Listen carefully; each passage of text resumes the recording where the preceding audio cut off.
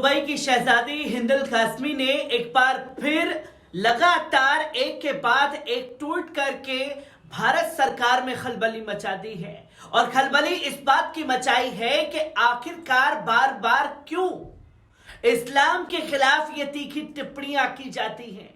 और इस बार उन्होंने रडार पर लिया है लाला रामदेव को। जी हां, लाला रामदेव जो ये कहते हुए इस्लाम के खिलाफ नजर आए कि मुसलमानों को इस्लाम के बारे में पता ही नहीं है, उन्हें तो बस 5 बार नमाज पढ़नी है और हिंदू लड़कियों को उठाना है।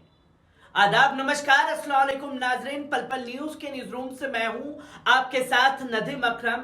रामदेव का ये बयान अब जी का जंजाल मोदी हुकूमत के लिए बनने वाला है, क्योंकि लगातार इस्लाम के खिलाफ तीखी टिप्पणियां की जा रही हैं। और जब इस्लाम के खिलाफ तीखी टिप्पणियां की जा रही हैं तो ये सिर्फ भारत के मुसलमानों तक तो महदूद रहने वाला नहीं है, ये पूरी दुनिया के मुसलमानों को ललकारने की कोशिश बाबा रामदेव के द्वारा की गई। और अब एक्शन का रिएक्शन जो है वो साफ तौर पर दिखने लगा है।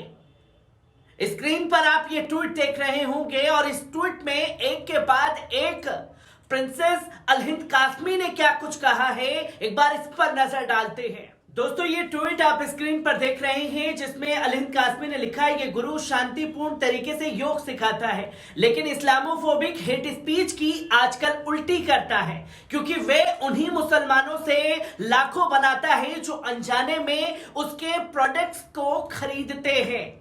इन उत्पादों का बहिष्कार करो जिनके मालिक इस्लाम, मुसलमानों और ईसाइयों का अपमान करते हुए निकले हैं और उन्हें मारने और देश से बाहर निकालने के लिए ऐलान करते हैं। मुझे नहीं पता कि भारतीयों को क्या हुआ है, लेकिन मैं मांग करती हूं कि राज्य इस आतंकवादी के उत्पादों पर प्रतिबंध लगाए जो हमारी सुरक्षा और हमारे समुदाय के लिए खतरा बन चुका है। दोस्तों, बाबा रामदेव को आतंकवादी करार दिया है प्रिंसेस अल हिंद कासमी ने। आपको बता दें कि योग गुरु बाबा रामदेव ने इस्लाम और मुसलमानों को लेकर दिए गए एक बयान के बाद घिर गए हैं। उन्होंने राजस्थान में एक कार्यक्रम के दौरान मुस्लिमों और इस्लाम पर कहा कि हिंदू लड़कियों को मुसलमान उठवाते हैं। उनके इस बयान का वीडियो भी सोशल मीडिया पर बड़ी तेजी से वायरल हुआ था और देश में कई जगह जो है बाबा रामदेव के खिलाफ मुस्लिम सड़कों पर भी उतरे और इस पर तमाम लोग भड़कते हुए दिखाई दिए, जिस पर कुछ सोशल मीडिया यूजर्स ने राजस्थान सरकार से कहा कि इस पर मामले पर संज्ञान ले और बाबा रामदेव के खिलाफ कार्रवाई की जाए। बाबा रामदेव ने राजस्थान के बाड़मेर में हिंदू, मुस्लिम, ईसाई धर्म की आपस में तुलना करते हुए तमाम तरीके का जहर उगलते हुए दिखाई दिए थे।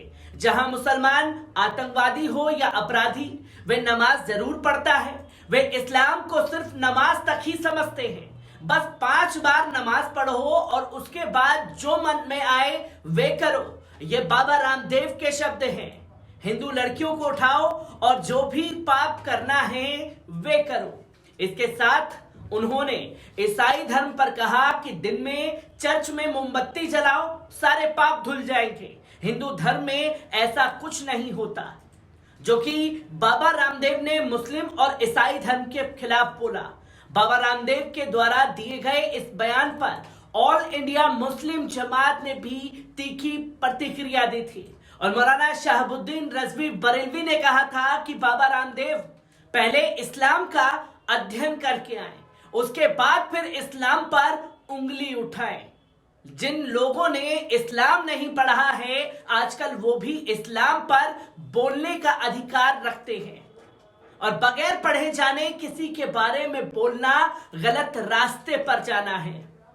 जिसके बाद एक मोहसिन सोशल मीडिया यूजर्स ने लिखा कि ये सब फर्जी हिंदुत्व वाले लोग हैं जो कि किसी दूसरे धर्म का सम्मान करना जानते ही नहीं। एक ट्विटर हैंडल से कमेंट किया गया, देश में नफरत फैलाने वालों पर सख्त कार्रवाई होनी चाहिए। जिस पर हिंद नाम के एक ट्विटर हैंडल से कमेंट किया गया कि भारत में भगवा चोला ओढ़कर इस्लाम या ईसाई धर्म के बारे में सार्वजनिक मंच से अपमानजनक बातें बोली जा सकती है। कायदे से तो इसे हेट स्पीच मानकर कार्रवाई इनके ऊपर की जानी चाहिए, पर ये बाबा रामदेव हैं, पीएम मोदी के खास हैं। इन्हें पता है कि जब तक मोदी मोदी जपते रहेंगे कोई बाल भी बाका इनका नहीं कर सकता। पर दोस्तों, अब ये बयान जो है खासतौर पर जी का जंजाल मोदी हुकूमत के लिए बन सकता है, क्योंकि ऐसा पहली बार नहीं है जब दुबई की शहजादी ने इसको लेकर के ट्वीट किया है। आपको याद होगा 2020 का कोरोना काल का वो दौर, जहां ये साफ तौर पर कहते हुए दिखाई दिए कि कोरोना जिहाद, और ये तो सिर्फ मुसलमानों द्वारा फैलाया गया जिहाद है।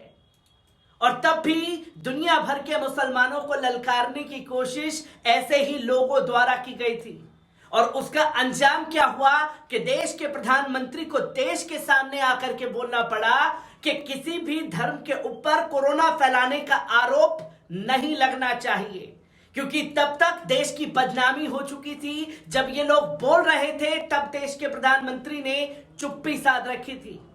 और इसके बाद नुपुर शर्मा का इंसिडेंट आप लोगों को याद होगा।